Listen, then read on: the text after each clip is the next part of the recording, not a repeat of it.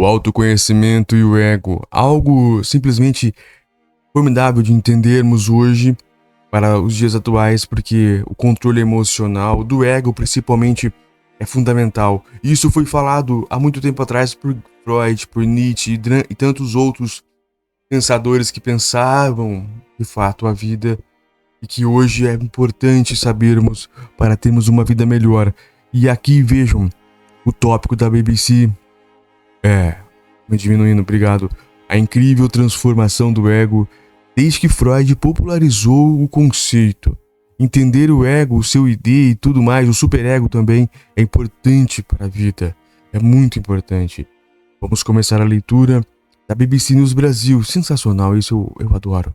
28 de outubro de 2023, é nova! Foi ontem para mim. Mesmo sem ser o primeiro a abordar a questão, Freud deu asas ao ego.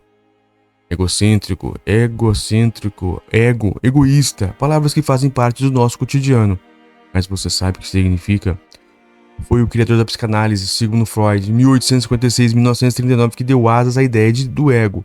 100 anos atrás, com seu livro Das Ich und das Es, ou O Eu e o ID, editora da Companhia das Letras, 2011.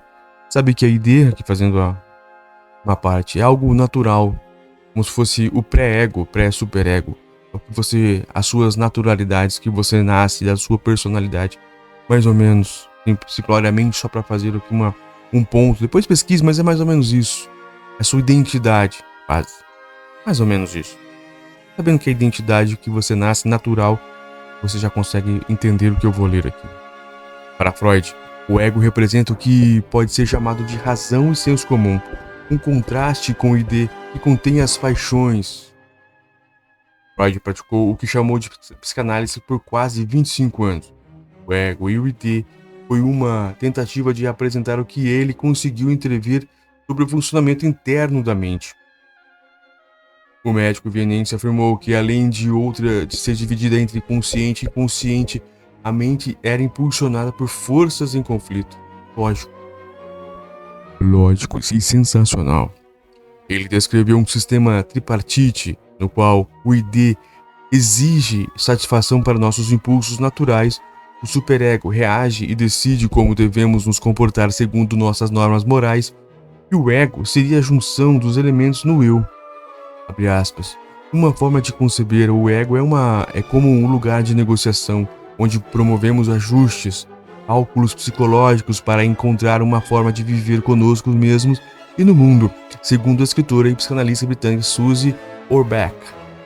Um século depois da publicação do livro de Freud, o ego se transformou em uma ideia fundamental para entender quem somos nós e o que faz com que nós sejamos nós mesmos e não outras pessoas. Grande Freud. Aqui para quem nos acompanha por imagens, a capa Das Ich und das Es. Meu alemão não é muito bom, mas dá pro gasto. Na verdade, Freud não foi a primeira pessoa a propor essa ideia. O filósofo Friedrich Nietzsche é um dos meus favoritos. 1900,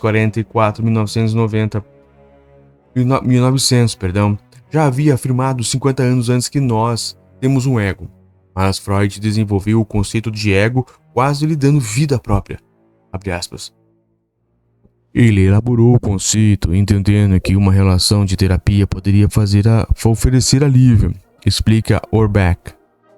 E, nesse processo, ele conseguiu extrair ideias sobre a mente que eram totalmente revolucionárias. Mas nem todos estão de acordo com essa afirmação. Muitas pessoas consideram que toda a noção de Freud sobre o ego e o ID e o superego estava errada. Um dos seus críticos mais ferrenhos foi o filósofo americano Frank Seoff, 1928-2012. Ele chamava Freud de pseudocientista, pois fez afirmações sobre as quais não tinha provas. Questionando sobre os seus motivos, Seoff afirmou à BBC em 2000 que elas, abre aspas, são tão radicalmente inadequadas que não podemos dizer que seja apenas um erro. Ele nos instiga a descrevê-lo como a maior fraude intelectual do século XX. Isso aqui é ciúmes, né, Dr. Seoff? Seoff tem razão, não é a ciência, reconheceu o psicanalista britânico Adam Phillips em um programa da BBC dedicado a Sigmund Freud. Abre aspas. A ciência precisa ser capaz de reproduzir experimentos e psicanálise não pode ser reproduzida. Explica Phillips. Cada análise é diferente porque nunca há uma terceira pessoa presente e cada pessoa tem uma história diferente. O único critério que temos é o julgamento da própria pessoa e se o tratamento foi total perda de tempo ou se, na verdade, foi uma grande utilidade. Mas, independentemente das controvérsias sobre a psicanálise e seu criador, a noção de ego ganhou vida própria. Tópico: o centro de tudo. Longe do ambiente acadêmico, o ego se popularizou e, como costuma acontecer, seu significado se tornou um pouco mais vago e ambíguo. Mas ele também assumiu um papel protagonista, abre aspas. Temos visto um enfoque cada vez maior no eu, como o foco na experiência, como o lugar dos direitos políticos, como realmente o centro de tudo, explica a BBC o filósofo Julian Bach, autor do livro The Ego Trick, a armadilha do ego, em tradução livre. Para Bach, abre aspas, a forma com que o pensamento se desenvolveu no Ocidente transformou o eu na unidade básica da sociedade, no fundamento de onde brota todo o resto. E isso, segundo ele, contribuiu para que o ego se separasse do seu lugar dentro do modelo de mente do Freud para se transformar em algo diferente, abre aspas. O que acreditamos que seja? Em grande parte, é um senso comum que dentro de cada um de nós existe um ego, um eu singular, algo que contém todas as nossas diferenças, experiências, recordações, planos, projetos, relações, etc. Não é uma armadilha imaterial, nem uma região do cérebro, mas, como tantas coisas que existem, é uma correlação das partes, todas essas diferentes trabalhando em conjunto, concluiu o filósofo. E uma música, segundo o compositor e escritor Steven Johnson, ajuda a entender a forma em que o nosso ego pode se dividir em diversas formas quando trata de negociar a confusa realidade do mundo. Ego no palco. Johnson estudou o sentido do ego na música por muitos anos. Ele destaca a obra do compositor alemão Richard Wagner, 1813-1883, que explora a noção do ego, especialmente sua relação com esse misterioso inconsciente que, segundo Freud, está sempre à nossa espreita. Wagner concluiu, muito antes de Freud, que temos uma mente consciente e inconsciente, que pode nos enganar durante a tomada de decisões básicas da nossa vida. Nas suas óperas, abre aspas, existe uma relação extraordinária entre o que ocorre no palco e o que acontece no fosso orquestral, afirmou Johnson à BBC. O palco é a dimensão do ego. Os atores, o que eles dizem em suas ações, estão todos no cenário da mente consciente, racional, pensante cotidiana. Mas a música representa as ideias e sentimentos inconscientes, os impulsos. Por isso, os personagens podem dizer que estão fazendo algo por alguma razão ou que têm algum sentimento, mas a música pode nos dizer algo muito diferente, explica o compositor. Essa noção de que a música pode destacar algo que o ego desconhece foi aproveitada por Hollywood na década de 1930. Mas Steiner, frequentemente descrito como o pai da música do cinema de Hollywood, era vienense, e destaca Johnson.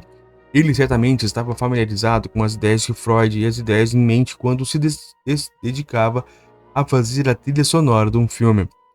Desde muito cedo você vê que a relação entre a partitura e o que está acontecendo na tela é muito singular, a concedida por Wagner entre a orquestra e o palco, e prossegue o compositor. Existe um exemplo muito famoso, o incrível som criado por Peter Hermann para a cena do esfaqueamento do filme Psicose de Hitchcock. Esta é uma imagem de som incrivelmente deslumbrante que de fato nos conta que não podemos ver na tela a mulher sendo horrivelmente esfaqueada até a morte. Mas, se você retroceder o filme, poderá ouvir Herman estabelece essa relação muito antes. Enquanto Janet Leigh está, por exemplo, dirigindo o carro para sair da cidade, não há motivo para que ela se sinta ameaçada, mas a música já faz. Ao fundo, o mesmo tipo de ilustração de cena de seu esfaqueamento mais tarde. Essa técnica se baseia no desconhecimento pelo ego que está acontecendo abaixo da superfície. Atualmente, ela pode ser encontrada em toda parte, não só no cinema, mas também na publicidade, na música popular. Terapia e política. Resposta à compreensão de ego e que é ego inseguro, auto-enganoso, cego ou que realmente está acontecendo naturalmente é a terapia. Aquela investigação profunda e muitas vezes, sobre nossas próprias mentes. Sua versão alternativa mais barata e acessível é a autoajuda, um dos setores mais lucrativos nos meios de comunicação e publicações em todo o mundo. A ideia de Freud de que podemos enquadrinhar e cuidar do funcionamento da nossa mente acabou gerando milhões de livros, aplicativos e canais de YouTube e outros locais, criando para nos ajudar e sentirmos melhor conosco mesmos. Para Julian Bag, essa ênfase em cuidar dos nossos egos talvez tenha nos afastado das outras pessoas. Ele conta que originalmente a autoajuda tem um objetivo espiritual ou religioso, cultivar nossos egos para um propósito superior, mas isso mudou nos últimos cerca de 50 anos. Para ele, a autoajuda parece ser muito mais voltada agora à simples melhoria da minha vida como indivíduo em uma espécie de senso de recompensa hinduísta. Não existem muitos livros de autoajuda que discutam como ser uma pessoa melhor no sentido moral. A questão é ser mais forte, mais saudável, mais produtivo. E até quando tocam em aspectos éticos, eles são justificados por benefícios próprios. Abraçar as pessoas e ser gentil fará você se sentir melhor, e por isso você deve fazê-lo, explica Bag. Essa ideia de alimentar o nosso ego combina com o que promoveram na década de 1980 políticos como a ex-primeira-dama britânica Margaret Thatcher, 1925-2013, e o ex-presidente americano Ronald Reagan, 1911-2004, a noção de que nossa verdadeira atenção deve ser dirigida às pessoas, às nossas necessidades individuais. Os defensores do neoliberalismo e do livre mercado, embora nunca tenham dito dessa forma, incentivar o fortalecimento do ego para poder agir sobre desejos vorazes desse furioso inconsciente do modelo tripartite de Freud. No final do século XX, a ideia do eu como o mais importante se tornou mais poderosa e exagerada, tendo sido levada a um novo extremo, destaca Bag. Thatcher, por exemplo, chegou a declarar, abre aspas, acreditamos que todos devemos ser indivíduos, mas todos desiguais. Uau! Ninguém, graças a Deus, é igual a nenhuma outra pessoa, por mais que os socialistas defendam o contrário. Acreditamos que todos têm direito a ser desiguais, mas, para nós, cada ser humano é igualmente importante. Acrescentou a ex-primeira-ministra. Para Bag, algo mudou naquele momento, algo se inverteu, a balança se inclinou para o lado do indivíduo e para longe da comunidade. E esse afastamento da comunidade para uma espécie de egoísmo autorizado permanece muito presente nos dias de hoje. Aonde está o ego? Muito bem. Essa pergunta parece absurda, afinal, é uma ideia não objeto. Mas, embora não possamos ver o ego, existe uma parte fundamental da atividade cerebral que trata de nos ajudar a entender o que nós somos e o que é o mundo exterior, segundo Sophie Scott, diretora do Instituto de Neurociência Cognitiva da University College de Londres. Uma das propriedades básicas do cérebro é que ele sabe quando você está fazendo algo, segundo ela. Por isso, se você tocar a sua mão, obterá uma resposta cerebral diferente do que outra pessoa fizer o mesmo. O seu cérebro acha normal o que vem de você, de forma que você tem um bom sentido do eu e do outro, explica Scott. Aspas novamente. E faz isso com tudo. O seu cérebro reage de forma diferente à sua própria voz quando você está falando. Ele suprime áreas do cérebro que seriam usadas para ouvir outras pessoas, porque já sabe o que você está a ponto de dizer. Essa noção do ego como uma espécie de processo de pensamento do produto de muitas mensagens diferentes que viajam entre neurônios cerebrais leva a pensar na tecnologia, na complexa questão de como o nosso ego agora precisa subsistir online. Uau! Abre aspas. Pense que há muitos séculos os espelhos eram raros. As pessoas, na verdade, não tinham uma imagem clara de si próprias. Explica a BBC o jornalista e comentarista de tecnologia Bill Thompson. Agora, vemos nossa imagem nos espelhos fragmentados das nossas publicações nas redes sociais, nosso correio eletrônico, nossos filtros de Snapchat e em toda parte. E isso afeta não só a forma com que o mundo nos vê, segundo ele, mas também a forma em que nos vemos a nós mesmos. No passado, era possível viver a sua vida sem questionar diariamente a sua imagem de si próprio. prossegue Thompson. Mas agora, existem desafios. São pequenos, mas constantes.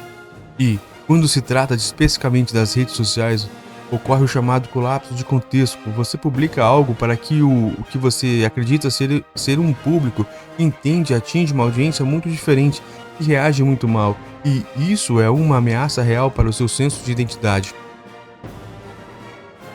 Repetidamente, outras pessoas veem você de forma muito diferente da sua percepção de si próprio. Isso tem grande impacto quando tentamos construir um eu unificado a partir dessa cacofônica formas, imagens, ruídos e pontos de vista sobre nós mesmos, conclui o jornalista.